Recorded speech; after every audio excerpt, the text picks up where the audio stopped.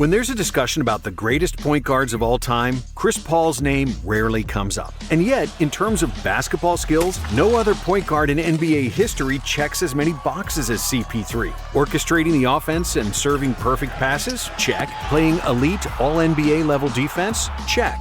Scoring, shooting efficiency, insanely low amount of turnovers? Check, check, and check. On top of being second all-time in assists, 9 all-defensive teams, and 11 all-star selections, Chris Paul is a natural leader who elevated the play of his teammates wherever he played, along with crazy work ethic and Jordan-level competitiveness. So why is CP3 not in the conversation for GOAT NBA point guards? Well, it's because for the first 12 years of his career, he never even made the conference finals. Then he lost the NBA finals, along with some other embarrassing playoff meltdowns. But did those losses tarnish his legacy forever? What? And how good was prime Chris Paul actually? This is the story of Chris Paul and how an undersized point guard became the point god.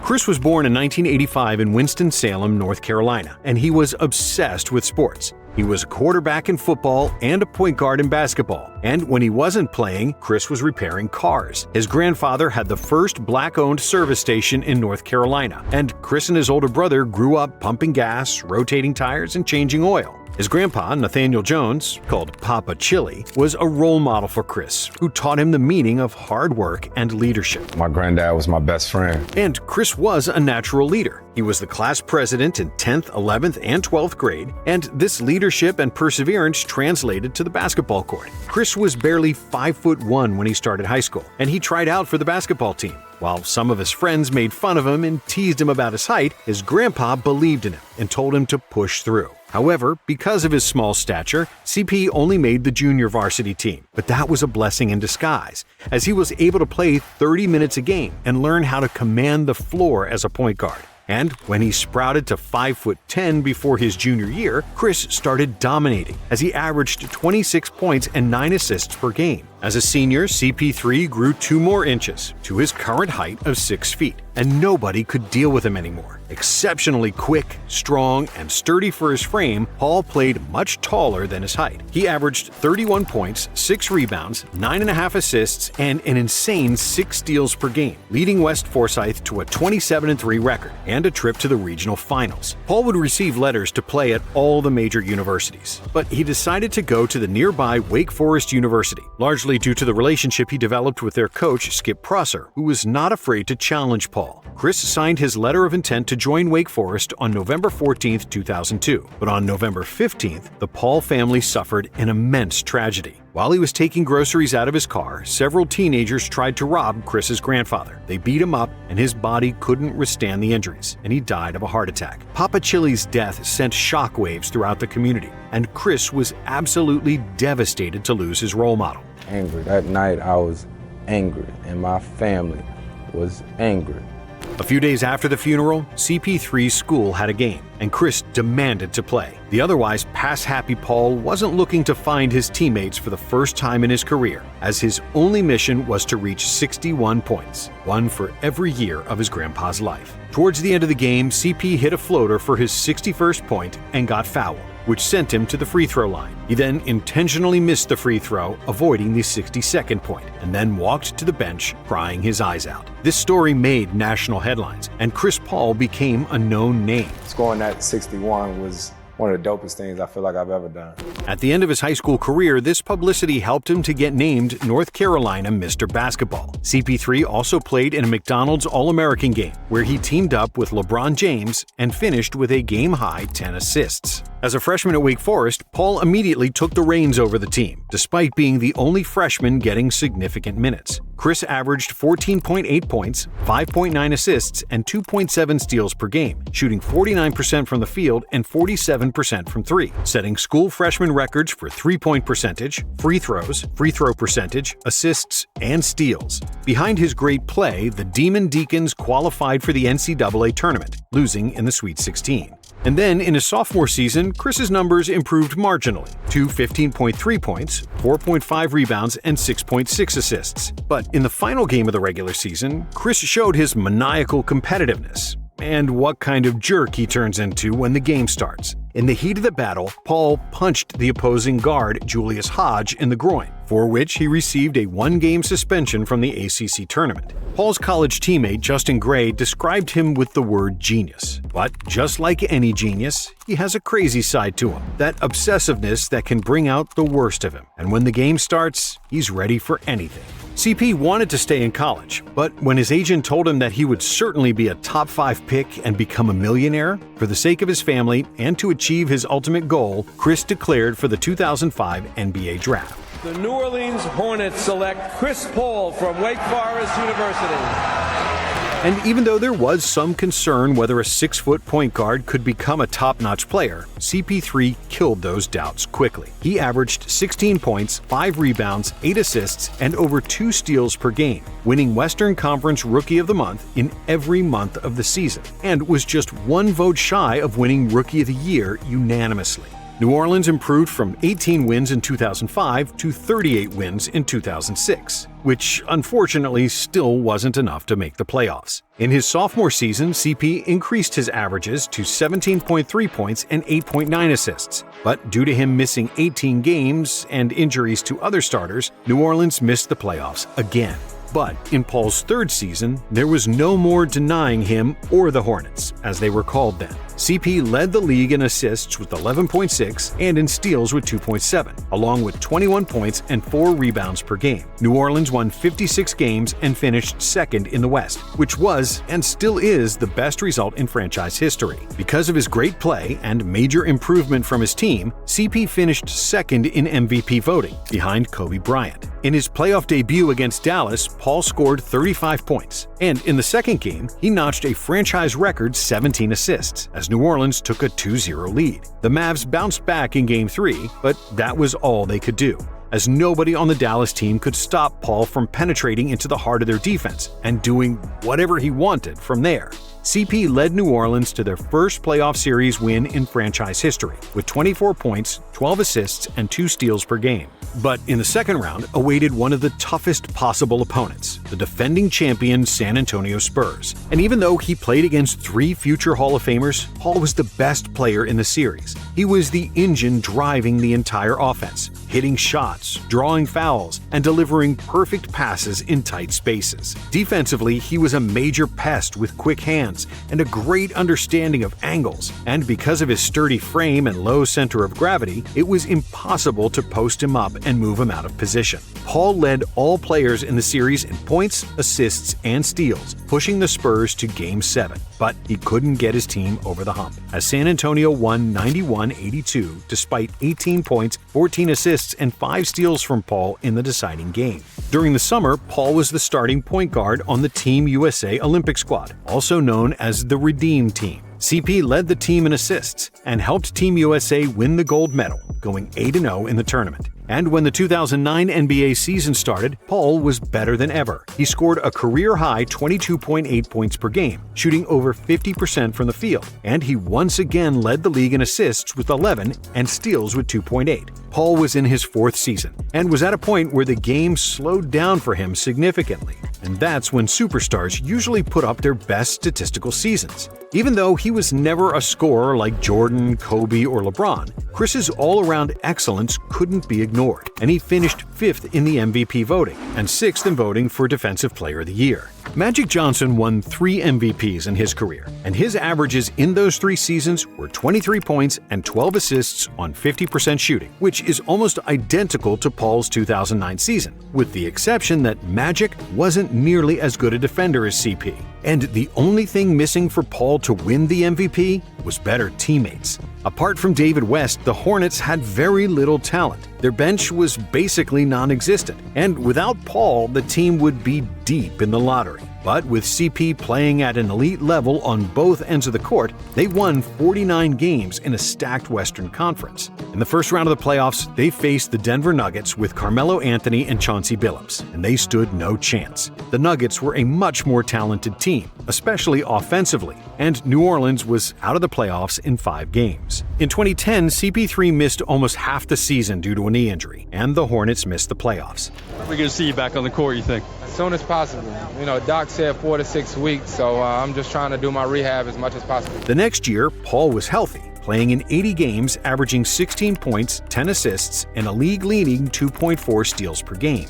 The Hornets made the playoffs as the 7th seed and had to face the defending champion LA Lakers in the first round. CP was playing out of his mind, averaging 22 points, 6.7 rebounds, and 11.5 assists on ultra-efficient 55% shooting and 47% for three. But it still wasn't enough, as the Lakers won the series in 6 games. After that series, it was clear that Paul was wasting his talent in New Orleans. The Hornets were a mediocre team, talented enough to make the playoffs, but not able to do anything once they got there. And because they were a playoff team, they weren't getting high draft picks. And since they weren't an attractive destination for free agents, it meant they were stuck in mediocre purgatory, and everyone knew it. Fearing that Paul would leave the team for free when he became a free agent, the Hornets decided to trade him to at least get something in return. And that brings us to the most controversial moment of Chris Paul's career, which had nothing to do with him personally. On December 8, 2011, Paul was traded to the LA Lakers, forming a star-studded backcourt with Kobe Bryant. The Rockets, who entered this deal as the third team, would receive Pau Gasol, while the Hornets would get veteran forwards Lamar Odom and Luis Scola, young guards Kevin Martin and Goran Dragic, and a 2012 first-round draft pick. It was a win-win-win trade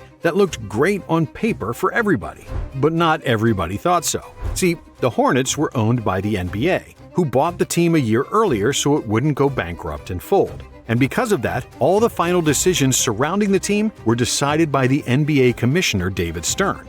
While Chris Paul was at home packing his bags and celebrating that he'd be teaming up with Kobe, Commissioner David Stern vetoed the trade. New Orleans decided not to make the trade.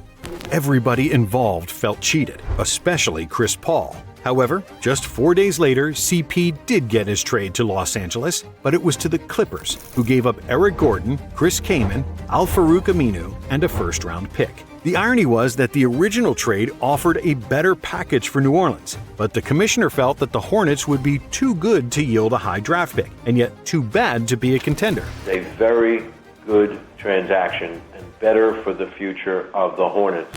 See, being mediocre was the worst place for an NBA team, and Stern felt that it would lower the price for the upcoming sale of the franchise, once again proving that the NBA is a business first and a sport second. We're going to prove to you that we still love this game. We hope you do too. Despite all that, Stern and the NBA probably did Chris Paul a favor. Even though he and Kobe would certainly become the best backcourt in the NBA, Bryant was 33 at the time, and in the last few years of his prime. And without Pau Gasol and Lamar Odom, who were a part of the trade, CP would have very little help outside of the aging Kobe. But with the Clippers, he had the most talented young forward in the NBA, Blake Griffin, and a defensive specialist, DeAndre Jordan. When the 2012 season started, Paul led the Clippers' fast-paced offense, and because he had high-flying finishers at the rim, he often threw spectacular alley-oop dunks to Griffin or Jordan, which quickly earned the Clippers a new nickname: Lob City. Paul averaged 20 points, 9 assists, and 2.5 steals per game, which once again led the NBA, and finished third in the MVP voting behind LeBron and KD. CP then led the Clippers past the Grizzlies in the first round of the playoffs, which marked just the third playoff series win in franchise history. I commend the Memphis Grizzlies.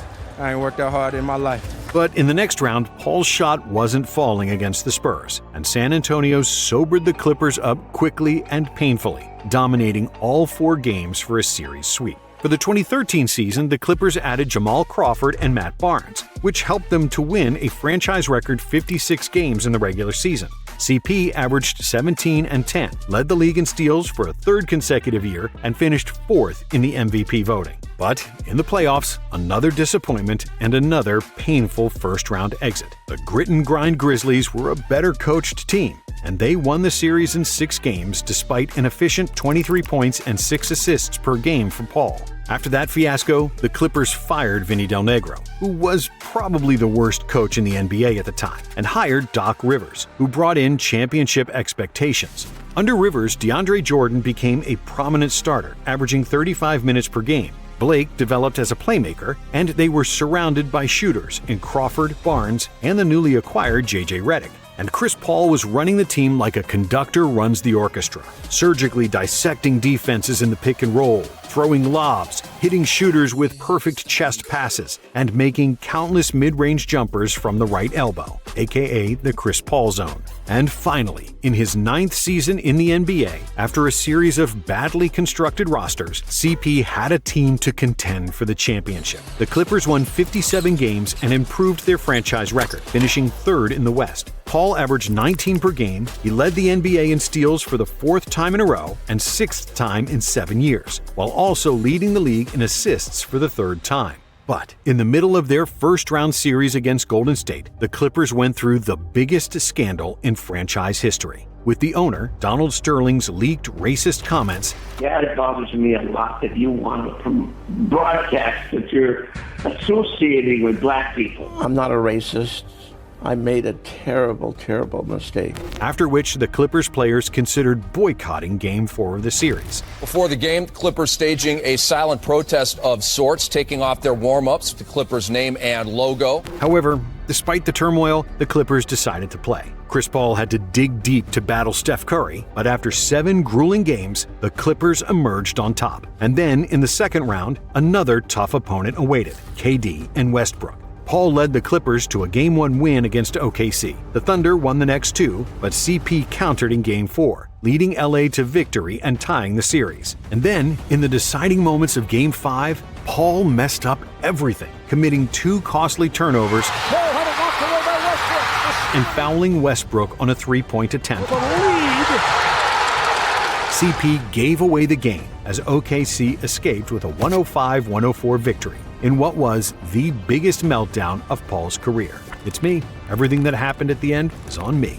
The Clippers had their chances in Game 6, but they once again lost their cool in the clutch, and the Thunder advanced. This series will be remembered for Paul's mistakes, but overall he played a heck of a series, averaging 22 points, 12 assists, and 2.5 steals, shooting 51% from the field and 45% for 3. But maybe the most impressive thing is that in the clutch moments, he successfully guarded Kevin Durant. Paul planted his body under KD, denying him a space to dribble, and it was impressive to see him battle a guy a whole foot taller. And despite the tough loss, the Clippers were still young, and their core had room to grow. In the 2015 season, they won 56 games. CP averaged his usual numbers and led the NBA in assists for the 4th time. And then, in the first round of the playoffs against San Antonio, he played probably the best series of his career. Paul shot 50-40-90 for the series, averaging 23 points and 8 assists. But what was most important, he showed up in the clutch. In Game 7, with everything on the line, he made the floater to win the series, despite playing on a bad hamstring.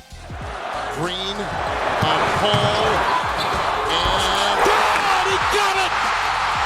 1 second left! This finally seemed to be the year that the Clippers had put it all together, especially after they took a 3-1 lead against the Rockets in the conference semifinals. The Rockets won Game 5, but in Game 6, the Clippers had a 19-point lead in the 3rd quarter and a 12-point lead with 8 minutes to go. It looked like the Clippers would finally advance to the first conference finals in franchise history, and everybody was already getting their popcorn ready for the clash between the Clippers and the Warriors. But then, a complete meltdown and one of the biggest choke jobs in NBA history. With James Harden on the bench, the Rockets outscored the Clippers 40-15 in the 4th quarter, as the Clippers shot an abysmal 4 for 22 in the 4th quarter. The Clippers choked. Let's call it what it is. This loss took the wind out of the Clippers, who lost all confidence and went down in flames in Game 7, with another season down the drain. In the next 2 seasons, either Paul or Griffin got hurt in the playoffs, and the team chemistry eroded. Fights became more frequent, and it was clear that the Lob City Clippers wouldn't win the title. In the 2018 season, CP got traded to Houston, where there was some legitimate skepticism about how he and James Harden would coexist. But not only did they coexist, they thrived. At each moment, Houston had at least one magician with the ball in their hands. And when they played together, they exchanged on-ball duties like they had played together for a decade. Thanks to Harden's ball handling ability, CP was better rested, his three-point efficiency and volume went up, and Houston won 65 games, with Harden winning MVP. Most valuable player goes to James Harden, the Houston Rockets. For the first time, Paul wasn't the first option and the best player on the team, but also for the first time, he finally made the conference finals. And there awaited arguably the best team in NBA history, the mighty Golden State Warriors with Kevin Durant, the Splash Brothers, Draymond, and Iguodala. However, Houston was purposely built to battle this Warriors team, and after 5 games they held a 3-2 lead, with CP playing exceptionally well in the clutch of Game 5, sealing the win for the Rockets. Unfortunately, near the end of the game, his hamstring gave out, and that was it for Paul, as he was ruled out for the series. The Warriors won Game 6 and then also Game 7, after the Rockets famously missed 27 three-pointers in a row. The three, Ariza for three, way off shooting. Ariza per game during the season is hardly forced to three. And for the 2019 season, things didn't work out. Paul and Harden's chemistry wasn't the same, and they once again lost to the Warriors in the playoffs, this time in 6 games. After that, it was clear that the Harden-Paul partnership was coming to an end, and CP3 got shipped to Oklahoma City for Russell Westbrook. At the time, Paul was 34. He was considered past his prime, a locker room cancer, and the worst contract in the NBA. Everybody thought he would be rotting on a lottery team, but CP showed the world why they called him Point God. Like he always did, Paul elevated the play of his teammates, serving as a mentor for Shai Gilgeous-Alexander. It's been really cool playing with Shai, because one of the biggest things from the younger generation as they come through the NBA, you can't tell what hand they are. And against all odds, the Thunder made the playoffs as a 5th seed. In the Orlando bubble, OKC played against Paul's former team, the Rockets, and Chris was giving Houston the business. Trying to show the Rockets they made a huge mistake, CP played like a man possessed, especially in Game 6, when he scored 15 of his 28 points in the 4th quarter to extend the series and force a Game 7. And in the deciding game, CP finished with a triple-double of 19 points, 11 rebounds, and 12 assists. But the Rockets escaped with a 104-102 victory. And after proving he was still an extremely dangerous player, the Thunder were easily able to trade Paul to a contender, which turned out to be the Phoenix Suns. At the age of 35, CP3 was still a basketball genius, and still at the very top of his game. Even though he had lost some of his athleticism, he became a master of angles, maximizing every possession, and almost always making the right read and a correct basketball play. Paul was 1 field goal and 2 made threes away from shooting 50, 40, 90 for the season. And with averages of 16 points and 9 assists, he finished 5th in the MVP voting. And for the first time, Chris had some luck in the playoffs. In the first round, the Suns got past the Lakers after Anthony Davis got hurt. And then he defeated the Nuggets without Jamal Murray. Murray got hit, and Murray's down and hurt. Oh my goodness. And the Clippers without Kawhi Leonard. He grabbed the right leg right away. He did take a step there. Yeah, he got a bump from Ingles. So, in his 16th year in the league, Chris Paul finally made the NBA Finals. Man, that sounds damn good. And against Milwaukee, things couldn't have started better. Paul scored 32 points with 9 assists to lead Phoenix to victory in Game 1. For Game 2, Drew Holiday hounded CP3 the whole time, but Chris still had 23 and 8, and the Suns had a 2-0 lead. But then, Giannis scored 42 in Game 3, and Middleton had 40 in Game 4 to even the series. In the pivotal Game 5, Giannis made a crucial block on Ayton to steal the game. And in the deciding Game 6, the Greek Freak had 50, and the Bucks won the game, leaving Paul ringless. CP3 averaged 22 points and 8 assists in the series, shooting 55% from the field and 52% from 3. After the loss, Paul said that he was addicted to playing in the finals and that he couldn't wait to get there again. Unfortunately for him, that statement aged like milk, as he never got close to the finals again. In the 2022 season, the Suns won 64 games and had the best record in the league, while Paul led the NBA in assists and finished 9th in the MVP voting at the age of 37. But in the playoffs, the Suns suffered one of the most embarrassing losses in NBA history. After an even second-round series against Dallas, where the home team won every game of the series, the Suns were ready to win Game 7 in front of their home fans. And what happened next was the biggest fiasco ever seen in a deciding game, as the Mavs blew them out by 33 points, and at one point, the lead was 46. And that game marked the end of Chris Paul's prime. which lasted for 17 years.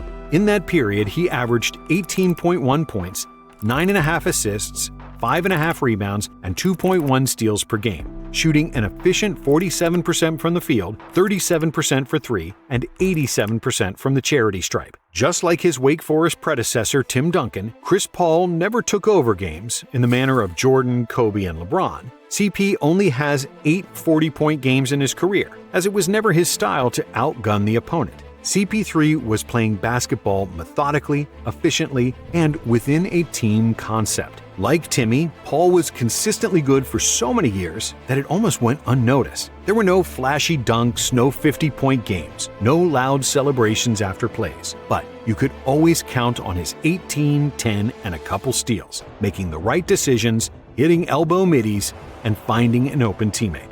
Similar to Steve Nash and John Stockton, two pass-first point guards who never won the title, CP3 probably should have taken more shots. And yes, the point guard will likely finish his career without a ring.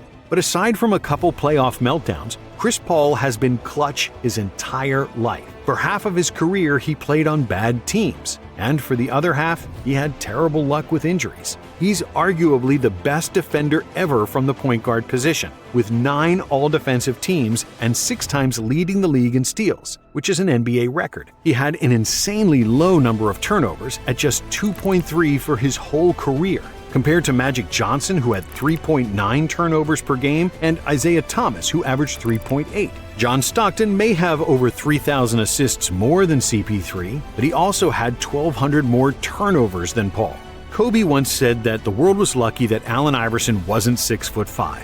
And that saying can translate to Chris Paul too, because he's probably the greatest small guy to ever play. Thanks for watching. And if you like this one, we have another video for you right here.